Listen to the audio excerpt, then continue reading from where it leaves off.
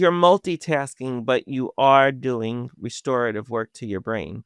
Well, I'm not multitasking. I'm using muscle memory, mundane. I'm using muscle memory to do those things. I don't have to really spend energy paying attention to where the dishes go or what cleaner to use on the counter or where certain thing the mail has to go. I don't have to think about that. I just do it. So while I'm doing that, my mind is free to explore other things, which leads me into visualization. You're describing the elements for visualization. You're describing a low need for attention and a higher need to control your distractions. And the way you're doing that is you're using muscle memory so that you don't have any distractions. Like you're going into the mundane, you're focused on the mundane. The mundane is not distracting, it's just fluid. There's a fluidity to that as well. So you are describing more visualization, but I see your point around the scatterbrain piece is you're attacking a problem, you're putting out a fire. That's why they're on the same side of the wheel, because the attention level is the same in both. Remember, the attention is a lower intensity of attention on that side. And then, you've made me question visualization too, because it is daydreaming, but I always put it as meditation. Right. And I think there's two spectrums of visualization, because what's visualization all about? It's about the restoration of the brain. It's about giving your mind the opportunity to be refreshed, refuel, whatever, fill your tank, however you want to talk about it. So if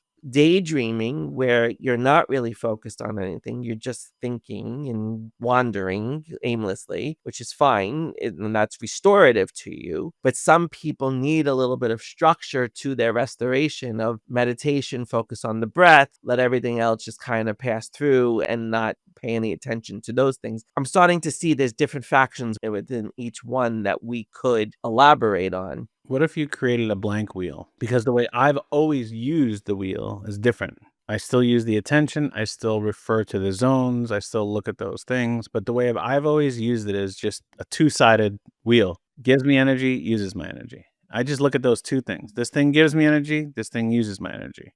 Where it's like when I am putting out that fire of making sure the mess in the house is done, that's giving me energy because I know my wife's going to be happy. But I'm also getting things done and I'm like, I feel accomplished, so I'm using energy. And then I am also visualizing coming up with ideas or thinking something or epiphanies happening, which is giving me more energy. So it's like all those things, whether it was scatterbrain or the visualization, are bringing me more energy. It's interesting. I'm redesigning the wheel in my head as you're talking. I'm seeing a third ring. It gives me energy, takes away my energy. But that ring is determined based on the person and the individual, Well, exactly.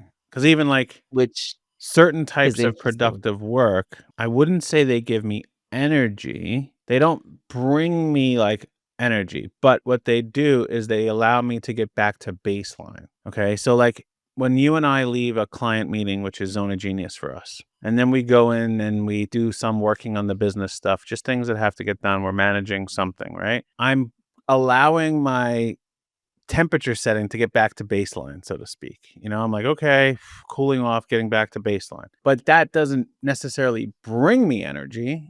I just get back to that baseline. It's interesting. You're right. Some things just get you back to baseline so you can move on to the next thing. Right. It's just I'm so amped up that I'm like, You have no idea what's going on in my head like right now. Like I right. see so many things moving about. I see so many aspects of the wheel shifting. Well, it may I'm be time. It may be seeing time that we take this and recraft it to the work that we do and the purpose of why we share this with people. What it's really about, it's about helping people to manage and operate their days. yes. Right? And it's understanding where attention needs to go, how to utilize energy, and how to set your days up appropriately so you can go through it giving the best you can in each of those moments. Right? That's really what it's about. It's about when I'm here, can I give my all in this moment? And most of us are in one of those zones too long or too often that we can't give our best, right? And we have to reset, which is why I always look, is this going to bring me energy or use my energy? I think we just may want to consider adapting this whole